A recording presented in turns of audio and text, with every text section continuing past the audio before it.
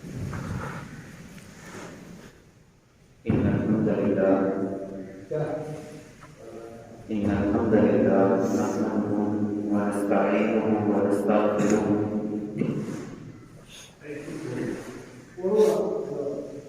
ونعوذ بالله من شرور أنفسنا ومن سيئات أعمالنا من يهده الله فلا مضل له ومن يضلله فلا هادي له أشهد أن لا إله إلا الله وحده لا شريك له وأشهد أن محمدا عبده ورسوله قال الله تعالى في كلامه المجيد ولقد مكنا في الأرض وجعلنا لهم فيها معايش قليلا ما تشكرون صدق الله العظيم وبلغنا رسوله النبي الكريم الرؤوف الرحيم إن الله وملائكته يصلون على النبي يا أيها الذين آمنوا صلوا عليه وسلموا تسليما اللهم صل على سيدنا وحبيبنا وطبيبنا وراحة قلوبنا ومحبة قلوبنا وقوة قلوبنا وكمالية قلوبنا محمد واسم محمد صلى الله عليه وبارك وسلم الصلاة والسلام عليك يا رسول الله الصلاة والسلام عليك یا سیدی یا حبیب اللہ. حضرت محترم اللہ رب العزت کی توفیق حضور سید عالم نور مجسم شفیع عالم آپ کی خصوصی توجہات کے تحت رب العزت نے ہمیں جمعے کا دن نصیب کیا. دعا ہے کہ اللہ رب العزت ہماری حاضری کو اپنی بارگاہ میں شرف قبولیت عطا فرمائے. میری اور آپ کی زندگی کی جو سانسیں باقی رہ گئی ہیں اللہ ان سانسوں کو اپنی بندگی میں اور حضور کی محبت میں بسر کرنے کی توفیق عطا فرمائے.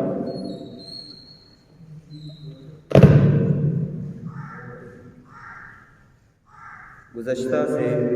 پیوستہ جمعہ مبارک میں ہم نے 3 شعبوں کے بارے میں بات کی تھی کہ جب تک میں اور آپ ان 3 شعبہ جات کے اندر قرآن و سنت کی روشنی میں صحیح حکمت عملی اور رسول پاک صلی اللہ علیہ وسلم کی سیرت کی روشنی میں اپنے نظام زندگی کو بہتر بنانے کی کوشش نہیں کریں گے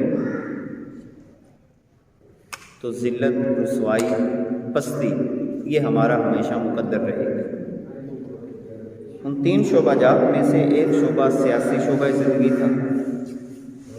معاشی شعبہ زندگی اور معاشرتی شعبہ زندگی. معاشی شعبہ زندگی ان میں سے جو سب سے بنیادی چیز اہمیت کی حامل ہے وہ زراعت ہے، اور خاص طور پر پاکستان کے اندر جس کا تقریباً 70% لوگ شعبہ زراعت کے ساتھ، زمینوں کے ساتھ، کاشتکاری کے ساتھ وابستہ ہیں، اور بہت سارے لوگوں کا نظام زندگی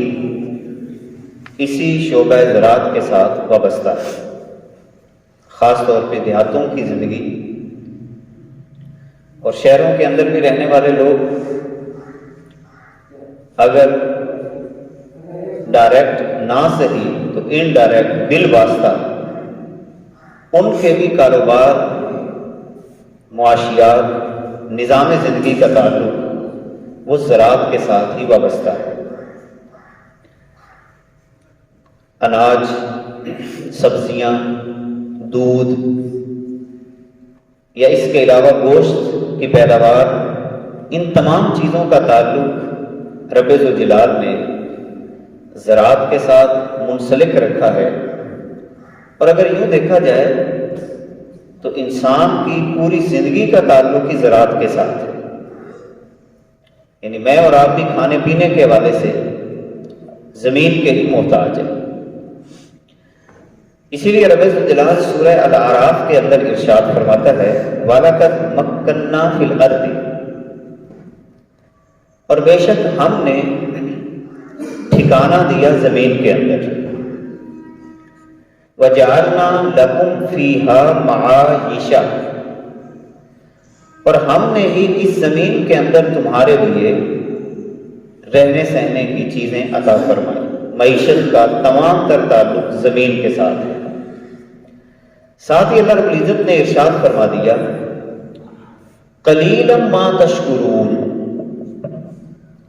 یہ اللہ کی بہت بڑی نعمت ہے کہ تمہارے تمام زندگی کے معاملات کو، کھانے پینے سے لے کر پہننا اوڑھنا،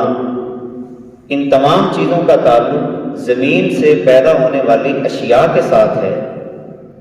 مگر اللہ رب العزت فرماتے ہیں قلیلا ما تشکرون، تھوڑے ہی ہیں تم میں سے جو اس بات پہ شکریہ ادا کرتے ہیں۔ کئی مقامات پر پہلے بات بھی میں عرض کر چکا ہوں کہ شکریہ ادا کرنے کا مطلب کیا ہوتا ہے۔ ایک تو یہ ہے کہ ہمیں اناج مل گیا،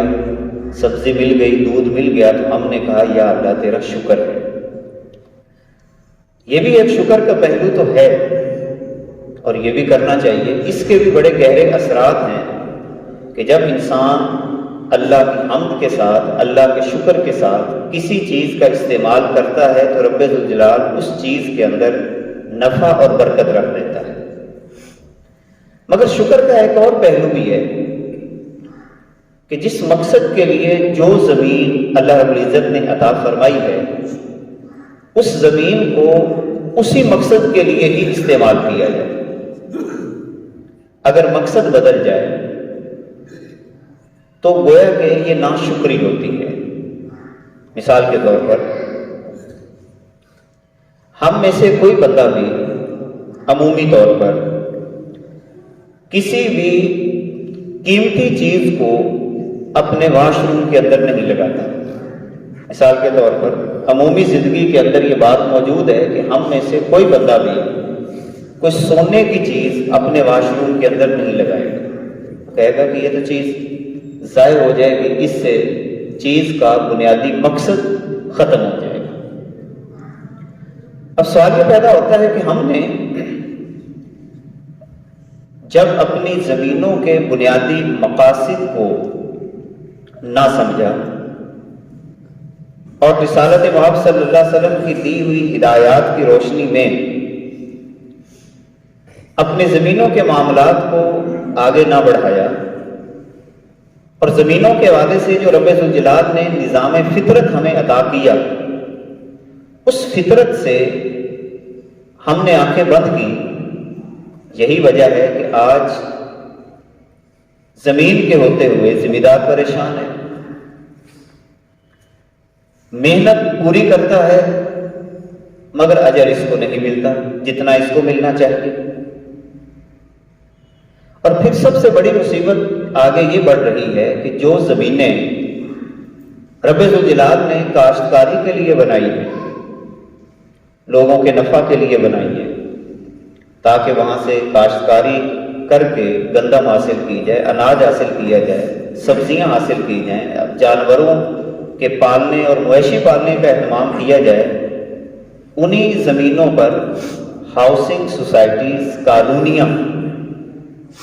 یہ درجہ بدرجہ شہروں کے قریب آگے بڑھتی جا رہی ہیں، تو ایک وقت ایسا آئے گا کہ ذمہ دار ان تمام زمینوں سے فارغ ہو جائے گا، تو پھر سوال یہ پیدا ہوتا ہے کہ ضروریات زندگی کو کیسے پورا کیا جائے گا۔ آج کے ہمارے موضوع میں چند اسی طرح کی باتیں ہوں گی۔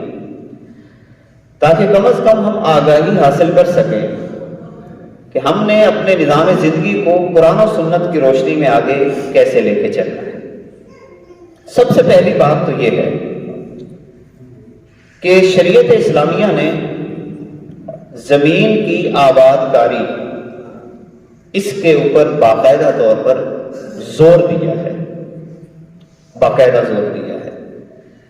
اور لوگوں کو کسی نہ کسی انداز کے ساتھ اس شعبے کے ساتھ وابستہ رہنے کا اندیا دیا ہے، اشارہ دیا ہے، جس کی سب سے بڑی مثال ایک تو یہ مثال ہمیں ملتی ہے نبی رحمت صلی اللہ علیہ وبارک وسلم کی سیرت سے،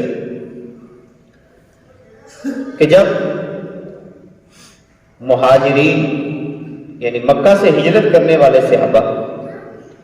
مدینہ منورہ کے اندر حاضر ہوئے تو جتنے بھی مدینہ منورہ کے صحابہ تھے، انصاری صحابہ، ان تمام صحابہ نے یہ پیشکش کی، جو کہ ہم سیرت کی کتابوں میں پڑھتے بھی ہیں، کہ مہاجر صحابہ کو زمینیں آدھی آدھی تقسیم کر دی جائیں، مگر نبی رحمت صلی اللہ علیہ وسلم نے اس انداز کے ساتھ زمینوں کی تقسیم سے منع فرما دیا، بلکہ بڑا خوبصورت فارمولہ عطا کیا۔ یعنی فارمولہ یہ عطا کیا کہ جن کی زمینیں ہیں زمینیں انہی کے پاس رہیں، مگر انصار نے یہ پیشکش کر دی کہ اگر آپ زمینیں اس انداز کے ساتھ نہیں لیتے تو مہاجر صحابہ کو یہ کہا کہ ہمارے باغات پر محنت آپ کریں اور پیداوار کے اندر ہم آپ کو شریک کر لیں۔ دیکھیں یہی انداز ہمارے یہاں بھی کسی نہ کسی طرح موجود ہوتا ہے، زمین کسی کی ہوتی ہے اور کوئی دوسرا آدمی اس پہ محنت کرتا ہے، ہمارے ہاں 8واں حصہ 16واں حصہ اس طرح کے جیسے حصے مشہور ہیں۔ یہ گویا کہ نبی رحمت صلی اللہ علیہ وسلم کی سیرت سے اور آپ کے زمانہ پاک کے اندر بھی سب سے پہلا عمل جو زمینوں کے حوالے سے مدینہ منورہ کے اندر ہوا تھا وہ اسی بنیاد پہ ہی ہوا تھا۔ اب اس کے پیچھے ایک بڑی گہری بات تھی۔ ایک تو یہ تھا کہ کمال کا انداز حضور نے اختیار کیا، اگرچہ انصار نے اپنی محبت کا اظہار تو کر دیا، مگر ممکن تھا کہ کل کلا وہ کوئی احسان نہ جتلائیں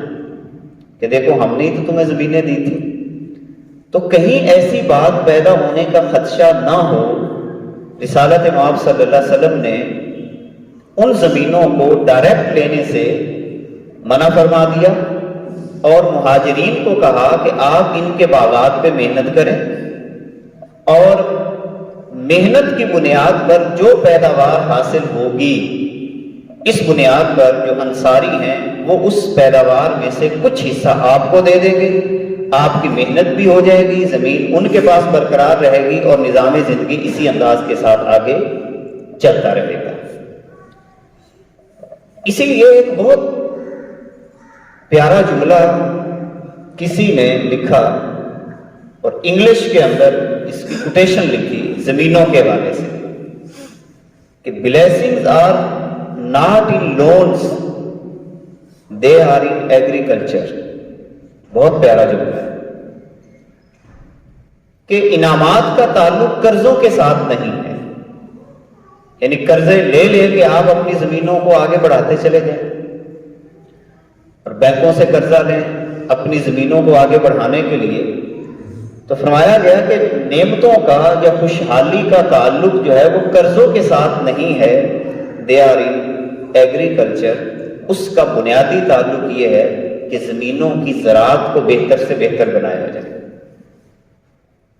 جب زمین بہتر ہوگی تو قرضے لینے کی ضرورت نہیں ہوگی، اور اسی بنیاد پر زمینوں کے حوالے سے جو بنیادی ایک اور بڑا پیارا نقطہ ہے، جیسا کہ میں اور آپ ان حالات کے اندر دیکھ رہے ہیں کہ کسان اپنی زمینوں کو بیچنے کی طرف راغب ہوتا چلا جا رہا ہے۔ آپ ملک پاکستان کی صورتحال کو دیکھیں، آموں کے بڑے بڑے باغات کالونیوں میں بدلے جا رہے ہیں۔ کوئٹہ کے اندر جو سیب کے باغات جو ہیں وہ وہاں پر ٹمبر مارکیٹ کے اندر تبدیل ہو چکے ہیں، لکڑی کی مارکیٹ کے اندر تبدیل ہو چکے ہیں۔ اب ایسا کیوں ہوا؟ سب سے پہلے تو ہم اس کی پہلی بنیاد کو سمجھتے ہیں۔ ہمیں ایک سب سے بڑا مسئلہ یہ ہے کہ ہم احساس کمتری کا شکار ہو جاتے ہیں، جس کو کہتری بھی کہتے ہیں، ویسے احساس کہتری۔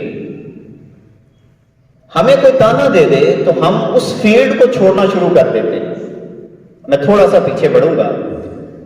چونکہ یہ ایک سازش چلی ہماری بنیادی پیداوار کو روکنے کے لیے اور عالمی ایجنڈے کو نافذ کرنے کے لیے بہت ساری سازشوں کے پیچھے بہت سارے جملے ہیں۔ مثال کے طور پر ان جملوں میں سے ایک جملہ پینڈو کا، یعنی ذمہ دار کو پینڈو کہہ کے بلایا جاتا ہے۔ کتنی جہلانہ بات ہے، یعنی یہ خود بات ہی ایک بڑی جہلانہ بات ہے، اور اس کو بطور تانا استعمال کرنا۔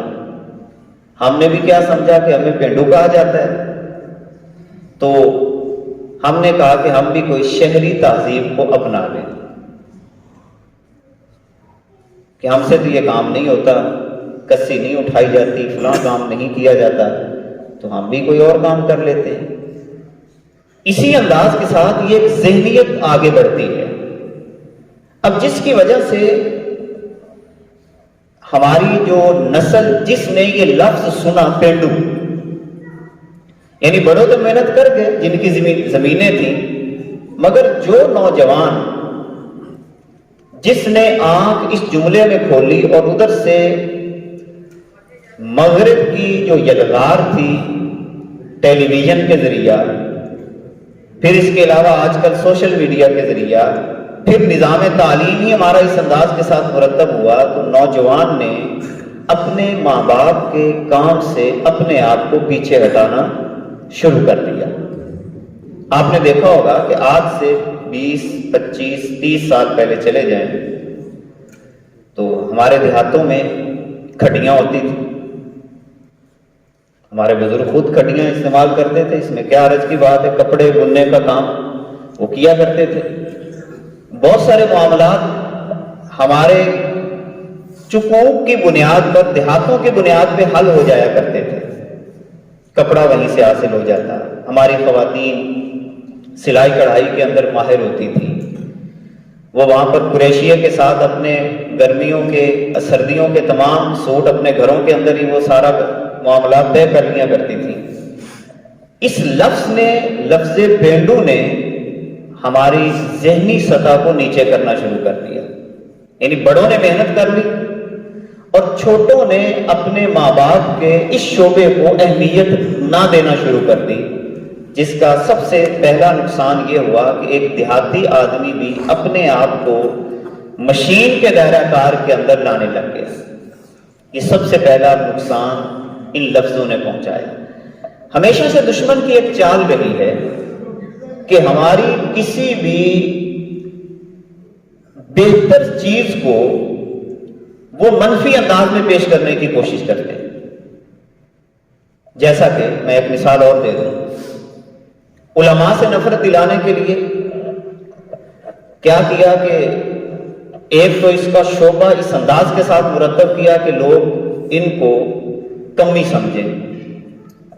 اب اسی بنیاد پر کیا ہوا کہ جو ہمارا ذہین دماغ تھا اس نے اس شعبے سے دور ہٹنا شروع کر دیا۔ ذمہ داروں کے بچوں نے، سرمایہ داروں کے بچوں نے، جن کے پاس وہ سمجھتے تھے کہ یہ شاید کوئی نچلے درجے کا شعبہ ہے، حالانکہ اس شعبے کے بارے میں رسالت مآب صلی اللہ علیہ وسلم فرماتے ہیں کہ مجھے اس کائنات کے اندر معلم بنا کر بھیجا گیا ہے، اور پھر حضور علیہ الصلوۃ والسلام فرماتے ہیں تم میں سب سے بہتر وہ ہے جو قرآن سیکھتا ہے اور سکھاتا ہے۔ تو ملا کہہ کر اس طرح کے جملے بنا کر، ملا کی دوڑ مسجد تک، لفظ ملائیت بول کر، مولوی بول کر، اگرچہ پرانے زمانے میں یہ لفظ ایک اہمیت کا حامل تھا، لیکن لفظوں کو بدل کر ہماری تہذیب کو بدلا جاتا ہے۔ ان میں سے ہماری جو زراعت کے شعبے کو نقصان پہنچانے کے لیے ہم یہ سمجھتے رہے کہ شاید یہ ہمارے صرف دینی شعبے کے پیچھے ہیں، حالانکہ انہوں نے زراعت کی بھی جڑیں کاٹنا بڑی دیر سے شروع کی ہوئی ہے۔ ان میں سے ایک یہ پینڈو کا لفظ۔ 70% ہم زراعت کے ساتھ وابستہ ہیں، مگر کبھی ہم نے غور کیا کہ اجتماعی طور پر ہماری اس پہ کوئی گفتگو کی جاتی ہو؟ اور میں اگر اس کو تھوڑا سا اور آگے بڑھاؤں تو ہمارے ممبر اور محراب سے بھی اس موضوع پہ بات نہیں ہوتی۔ کیوں؟ کہ شاید ہم نے یہ سمجھ لیا کہ یہ دین کا شعبہ نہیں ہے۔ مثلا کسی آپ ختم کے اوپر زمینوں کی کاشتکاری کے اوپر گفتگو کریں تو لوگ کہیں کہ شاید یہ دینی بات نہیں ہو رہی ہے، تو زمینوں کی کاشتکاری کی بات ہو رہی ہے، حالانکہ یہ سارا کا سارا کیا ہے؟ یہ دین ہی ہے۔ 70% لوگ ہمارے کس کے ساتھ متعلق ہیں؟ اس زراعت کے ساتھ متعلق ہیں، مگر ہمارا اجتماعی بیانیہ اس پر نہیں۔ اب اس کی وجہ کیا ہے؟ ہم ہٹے کیوں پیچھے؟ سب سے پہلی بات جو یہاں پر کی گئی، جو جیسا کہ آج کل ذمہ دار ان تمام چیزوں سے گزر بھی رہا ہے، کہ جیسے ہی فصل تیار ہوتی ہے تو آپ نے دیکھا ہوگا چیزوں کی، اناج کی جو قیمت ہے وہ کم کر دی جاتی ہے۔ اب ذمہ دار نے اتنی محنت کی ہوتی ہے، یعنی آپ اندازہ لگائیں کہ زمین کے ہل چلانے سے لے کر، ہل بھی اس نے چلایا، پانی اس نے لگایا، دن رات اس کی بنی رہتی ہے کہ یار یہ میری فصل جو ہے یہ پروان چڑھ جائے۔ کبھی پانی کی اس کو فکر ہو جاتی ہے، کبھی کھاد کی فکر ہو جاتی ہے، کبھی کوئی وہاں پہ جرثومہ آ جائے تو اس کو دور کرنے کے لیے کبھی گوڈی کرنا پڑتی ہے، جڑی بوٹیوں کو تلف کرنے کے لیے ایسے کام کرنے پڑتے ہیں۔ یعنی 6 مہینے کم از کم ایک ذمہ دار مکمل محنت کرتا ہے، اور ہوتا کیا ہے؟ جیسے اس کی فصل قریب ہوتی ہے اب اس کے ریٹ کم ہونا شروع ہو گئے۔ گھر میں رکھ نہیں سکتا، پابندی لگا دی گئی، آپ گھر میں نہیں رکھیں گے، باہر لے کے آؤ، مارکیٹ میں لے کے آؤ۔ جیسے جیسے وہ فصلیں سرمایہ دار کے ہاتھ چلی جاتی ہیں اور گوداموں میں چلی جاتی ہیں، انہی چیزوں کا قیمت جو ہے وہ کیا ہو جاتی ہے؟ بڑھنا شروع ہو جاتی ہے، اور استعمال کس نے کرنی ہے؟ پھر ذمہ دار نے کرنی ہے۔ اندازہ لگائیں، وہی بندہ اپنی ہی چیز کو سستا بیچ کر دوبارہ مہنگا خرید رہا ہے۔ اب ہوا کیا؟ میں اس کے اوپر ایک تحقیق پڑھ رہا تھا کہ اگر ہم ذمہ دار کی روزانہ کی اوسط آمدنی، بڑے ذمہ دار اپنا کچھ نہ کچھ، اور وہ بھی قرضوں تلے دبے ہوئے ہیں، آپ تحقیقیں پڑھ کے دیکھیں، آپ جتنے بھی زرعی بینک ہیں ان سے آپ فگر تو نکال کے دیکھیں، کتنے ذمہ دار ہیں جو بیچارے قرضوں کے نیچے دبے ہوئے ہیں۔ وہ تو ظاہری رکھ رکھاؤ کی بنیاد پر اپنے آپ کو بہتر بنانے کی کوشش کرتے ہیں، لیکن اکثر ذمہ دار وہ قرضوں کے نیچے دبے ہوئے ہیں۔ تو اس تحقیق کے اندر میں نے پڑھا کہ ذمہ دار جو سارا دن محنت کرتا ہے اس کی آمدنی یومیہ تقریباً، یعنی کچھ علاقے کا انہوں نے یہ فگر نکالا کہ 100 روپے یا 150 روپے بنتی ہے۔ اس میں آپ زیادہ بہتر بتا سکتے ہیں، غلط بھی ہو سکتا ہے، صحیح بھی ہو سکتا ہے، لیکن ایک دیکھیں جو سرمایہ دار ہے وہ اپنی دیہاڑی کتنی مہنگی لے رہا ہے، وہ لاکھوں میں کما رہا ہے۔ تو جو بندہ سارا دن محنت کرے اور اتنی محنت کرے، اس کو جب اس کا صلہ ہی نہیں دیا جائے گا، اب وہ کس بات پہ مجبور ہوگا؟ وہ اس بات پہ مجبور ہوگا کہ اپنی زمینوں کو، جب اس کو کہیں سے بھی یہ پیشکش ملے گی کہ ہاؤسنگ سوسائٹی بن رہی ہے تو زمین مہنگی ہو گئی، وہ اپنی زمینوں کو ہاؤسنگ سوسائٹیوں کے اندر بیچنا شروع کر دے گا۔ اب اندازہ لگائیں حالانکہ اگر ہم تاریخ پڑھیں دو چیزیں بڑی اہمیت کی حامل ہیں۔ سیدنا عمر فاروق رضی اللہ تعالیٰ عنہ کے زمانہ پاک کے اندر بھی بعض شہروں کی آبادی بڑھنا شروع ہو گئی، تو آپ نے ایک بڑا خوبصورت طریقہ وہاں پہ اختیار کیا۔ ایک تو یہ طریقہ اختیار کیا کہ جتنے بھی مفتوحہ علاقے تھے ان زمینوں کی باقاعدہ پیمائش کروائی کہ یہ زمین کتنی بنتی ہے، اس میں کاشتکاری کے کتنی قابل ہے اور کتنی قابل نہیں ہے۔ آپ اندازہ لگائیں کہ اس دور کے اندر جو زمینوں کی مردم شماری کی گئی تو عراق کا علاقہ تقریباً 30.65 ملین ہیکٹر پر مشتمل تھا، اور یہ ہیکٹر جو ہے یہ تقریباً 2.5 ایکڑ کے قریب ہوتا ہے۔ تو گویا کہ عراق کی زمین جو اس وقت تھی وہ 7,57,37,799 ایکڑ پہ مشتمل تھی۔ عراق آپ نے اس دور کے اندر اس کی باقاعدہ مردم شماری کرائی اور ایک قانون بنایا۔ قانون یہ بنایا کہ جو زمینیں آباد نہیں تھیں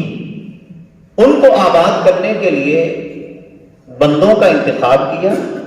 اور بندوں کا انتخاب کرنے کے بعد ان کو یہ بات واضح کر دی کہ 3 سال کے اندر اندر آپ نے زمینوں کو آباد کر دیا تو تمہاری ہے، اور اگر 3 سال کے اندر تم نے اپنی زمینوں کو آباد نہ کیا تو زمینیں تم سے واپس لے لی جائیں۔ اب یہ قانون بنا دیا۔ اب اس قانون کی بنیاد پر زمینوں کی آباد کاری بڑھنے لگ گئی۔ پھر آپ تاریخ پڑھیں، ہمارے ہاں تو عجیب و غریب انداز میں شہر آگے بڑھتے چلے جا رہے ہیں۔ یہ ناقص پالیسیوں کا نتیجہ، مغربی استعماری نظام نے ہمیں اس انداز کے ساتھ جھگڑا، جیسے میں نے پہلے عرض کیا نا کہ لفظ پینڈو نے ہماری ذہنی سطح کو گرایا ہے۔ آپ کو کوئی 100 دفعہ بھی پینڈو کہے تو آپ کو قطعاً پریشان ہونے کی ضرورت نہیں۔ ہاں ہم پینڈو ہیں، پینڈ میں رہنے والے ہیں، اللہ کا شکر ہے کہ ہم کاشتکاری کرتے ہیں، زمینوں کے اندر ہل چلاتے ہیں، ہم اپنے اللہ کے حکموں کی تعمیل کرتے ہیں، اور حکموں کی تعمیل کی بنیاد پر کتنا بڑا خوراک کا انتظام ہم ہی تو کرتے ہیں، اور کون کرتا ہے؟ یعنی شہر کی جو معاشی زندگی ہے اس کا تعلق بھی ہمارے ساتھ ہے۔ جن دنوں میں فصلوں کا کچھ خسارہ ہو جائے تو شہروں والے بھی تو اپنی سودا لے کر پھر دیہاتوں کے اندر آ جاتے ہیں۔ یہ کیوں پچھلے دنوں میں پھرتے رہے سرمایہ دار؟ اس کا مطلب ہے کہ ہمارے ساتھ ان کا بڑا گہرا تعلق ہے۔ 70% آبادی ہماری زراعت پہ مشتمل ہے، تو اس لیے یہ بات ذہن میں رکھیں کہ شہروں کی تعمیر کے حوالے سے بھی جو ہمارے ہاں جو بغیر منصوبہ بندی کے کام ہو رہا ہے، یہ بھی آنے والے وقت کے اندر ہمارے ذمہ داروں کے لیے ایک بہت بڑا نقصان کا سبب ہوگا۔ حالانکہ شریعت اسلامیہ نے، اور آپ سیرت کے اندر پڑھیں کہ حضور علیہ السلام نے بڑے شہروں کی بجائے چھوٹے چھوٹے نئے شہر آباد کرنے کی ترویج دی تھی۔ مثال کے طور پر شہروں کے قریب کالونیاں بنانے کی بجائے جو ہمیں نظریہ اسلام کا ملتا ہے، جیسے شہر بصرہ، یہ باقاعدہ منظم طور پر بعد میں بنایا گیا، شہر کوفہ بعد میں بنایا گیا، شہر موصل یہ بعد میں بنائے گئے۔ یہ نہیں تھا کہ ان شہروں کو بڑھا کر آگے بڑھاتے چلے گئے، ایک شہر کو ایک حد تک بڑھایا جاتا اور اس کے ساتھ فصلیں وابستہ ہوتی تاکہ اسی شہر کے قریب ترین سے ہی زراعت کا سارا سامان فراہم ہو جائے۔ اب ذرا جائزہ لیں، کراچی جیسا بڑا شہر، لاہور جیسا بڑا شہر، اب دودھ کی پیداوار میں وہ کتنا محتاج ہے دور کے شہروں کا۔ مثال کے طور پر ہمارے سائیوال شہر سے دودھ اسلام آباد تک جاتا ہے۔ ایسا کیوں ہوا؟ یا لاہور اگر جا رہا ہے کیوں ہوا کہ لاہور کی آبادی بڑھتی گئی، جو زمینیں کاشت کے قابل تھیں، جہاں سے غذا حاصل ہونی تھی، وہاں پر بڑی بڑی کالونیاں بنی۔ اور یہ کالونیوں کے پیچھے بھی ایک بہت بڑا راز ہے جو ایک اور جگہ پہ انشاءاللہ میں آپ کو عرض کروں گا کہ یہ بھی ایک سازش کے تحت ہمارا معیار زندگی جو ہمارے ذہنوں میں ایک بنا دیا گیا کہ نہیں تم اس لیول میں جاؤ گے تو تمہارا معیار زندگی بہتر ہوگا۔ میں آپ کو بڑے پیار سے کہتا ہوں، آپ اگر دیہاتوں میں رہ رہے ہیں صرف 3-4 کام کر کے اگر آپ دیہاتوں میں ہی اپنے آپ کو سروائیو کرتے ہیں تو آپ بڑے خوش نصیب انسان ہیں، بہت خوش نصیب انسان ہیں۔ آپ اپنی سبزیوں کی پیداوار یہاں سے حاصل کر سکتے ہیں، آپ کو اناج ڈائریکٹ مل رہا ہے، دودھ آپ کو اپنے گھر سے مل رہا ہے، تو اس حوالے سے آپ کو انتہائی سنجیدہ ہونے کی ضرورت ہے۔ اب ایک بات جو بڑی اہمیت کی حامل ہے، اور وہ یہ ہے کہ جیسے میں نے عرض کیا کہ ایک تو عوامل ہوتے ہیں جو ہم ظاہری طور پر کر کے ہم سے یہ خرابیاں پیدا ہوتی ہیں، کچھ روحانی عوامل بھی ہوتے ہیں۔ روحانی طور پر بھی اللہ ہم پہ اس طرح کے عذاب مسلط کرتا ہے، اور وہ کیا ہے؟ میں ایک حدیث کی روشنی میں یہ بات عرض کروں گا۔ یہ روایت ہے الجامع صحیح المسلم کے اندر، باب کا نام ہے باب تحریم الظلم وغصب الارض وغیرہا، اور اس روایت کے اندر سعید بن زید وہ راوی ہیں، تو وہ ایک قصہ بیان کرتے ہیں، مختصر سا ہے کہ ایک عورت تھی اور اس نے ایک صحابی اروا ان کی زمین پہ قبضہ کر لیا، مگر مسئلہ یہ تھا کہ نہ ان کے پاس کوئی گواہ تھا، لیکن زمین اصل میں اروا کی تھی۔ عورت قابضہ ہو گئی، جب قبضہ اس کا ہو گیا اور کسی کے پاس کوئی گواہ بھی نہ ہو یا دلیل بھی نہ ہو، تو پھر جس کا قبضہ ہوتا ہے اسی کے حق میں فیصلہ سنا دیا جاتا ہے، اور یہی شریعت کا اصول ہے۔ اب ذرا جائزہ لیں، حضرت سعید بن زید رضی اللہ تعالیٰ ان کے پاس یہ معاملہ آیا، تو آپ نے حضرت اروا کو کہا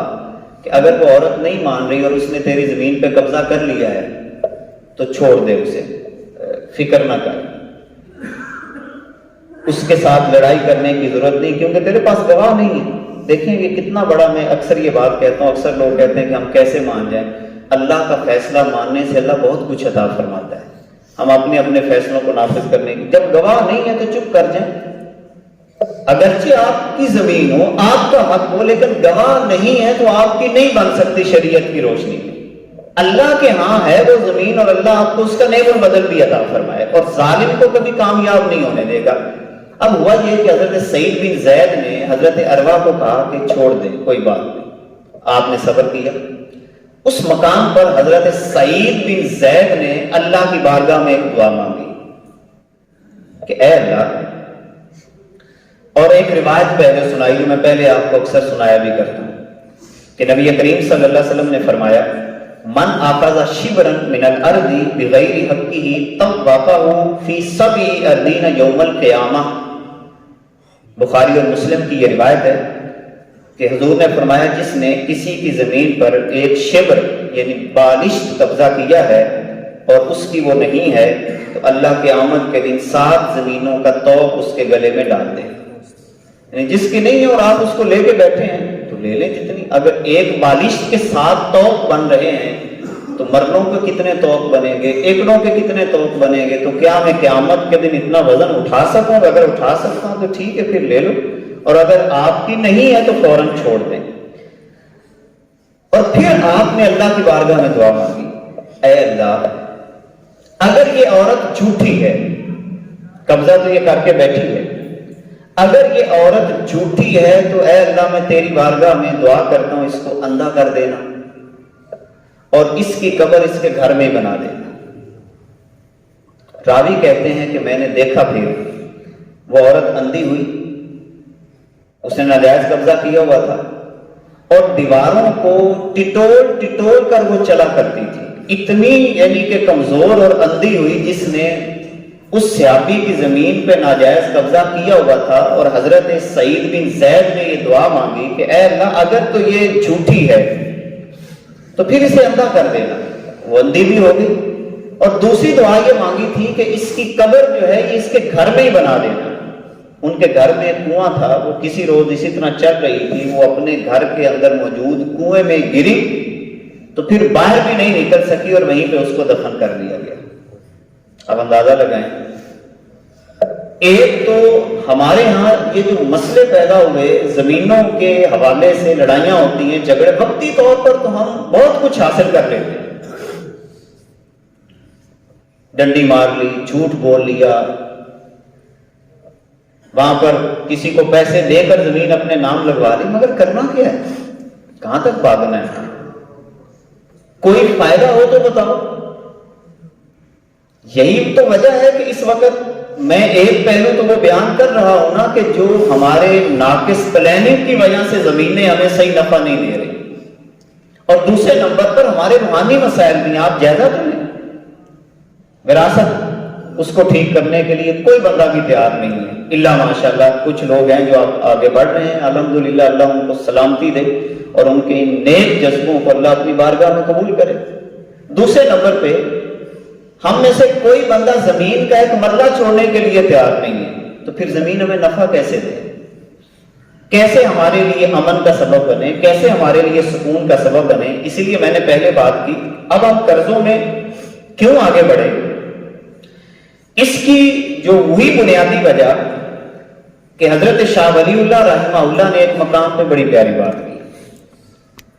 کہ اگر کسی شہر کے باشندے کثرت کے ساتھ صنعت یعنی فیکٹریوں کی طرف آگے بڑھ جائیں، فیکٹریاں لگانا ہی شروع کر دیں اور ملکی سیاست میں زیادہ مشغول ہو جائیں، ہر بندہ ہی سیاسی بننے کی کوشش کر رہا ہے، ہر بندہ ہی کہتا ہے کہ میں سیاسی بن جاؤں، میں سیاسی بن جاؤں، اور ان میں سے بہت سارے تھوڑے لوگ رہ جائیں جو مویشی چرائیں اور زراعت کے پیشہ سے منسلک رہیں، تو دنیا میں ان کی حالت خراب ہو جائے گی۔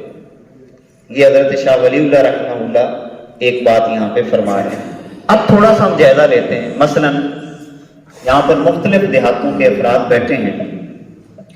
ہم اگر اپنے دیہات کی بات کریں یا قرب و جوار کے تمام افراد اپنے دیہات کی بات کریں، ہم میں سے آج تک کتنے ماہرین پیدا ہوئے، خاص طور پہ جو ذمہ داروں کے بیٹے ہیں، کہ جنہوں نے زمین کے اوپر کوئی ایسی تحقیق پیش کی ہو جو امت کے لیے نفع آور ثابت ہو جائے۔ کوئی ایک بندہ، ایسا کیوں ہوا بھلا؟ اس لیے ہوا کہ ہم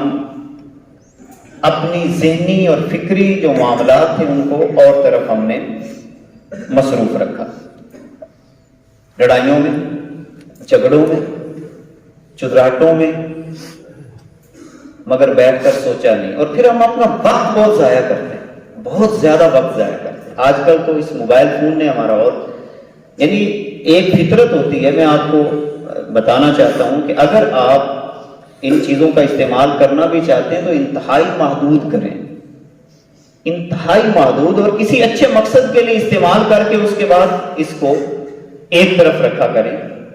جب آپ فارغ بیٹھے ہوں گے تو آپ کا کچھ کرنے کو دل کرے گا، گھر میں بیٹھے ہیں، آپ تجربہ کر کے ابھی دیکھ لیں، آج ہی تجربہ کر کے دیکھ لیں، جن کے پاس یہ موبائل ہیں، نوجوانوں کو میں خاص طور پہ یہ بات کہہ رہا ہوں،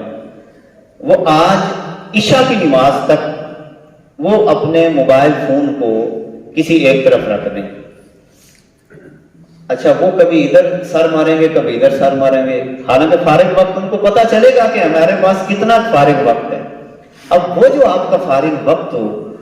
وہ آپ کسی بھی شعبے کے متعلق کوئی معلومات حاصل کریں۔ اگر آپ شعبہ زراعت کے ساتھ متعلق ہیں تو شعبہ زراعت کے متعلق کوئی اچھی معلومات حاصل کر کے امت کے لیے فائدہ پہنچائیں۔ ابتدائی طور پر تو ہم بہت سارے کام کر سکتے ہیں۔ سب سے پہلا کام تو اپنے روحانی کیفیت کو ٹھیک کریں، قبضہ وغیرہ، وراثت کا مسئلہ، اس کو درست کرنے کی کوشش کریں تاکہ اللہ ہمارے لیے راہیں کھولتا چلا جائے۔ دوسری بات، زکوٰۃ اور عشر کی طرف توجہ دیں۔ تیسری بات، جو ضروریات زندگی کی اشیاء ہیں، یہ کوشش کریں کہ وہ اپنی زمین کا کچھ حصہ اس کے اندر خود کاشت کریں، سبزیاں کاشت کریں تھوڑے تھوڑے حصوں پہ، جو گرمی اور سردی کی جو ضروریات کی سبزیاں کچھ وافر مقدار میں کریں، اور اس وافر مقدار کو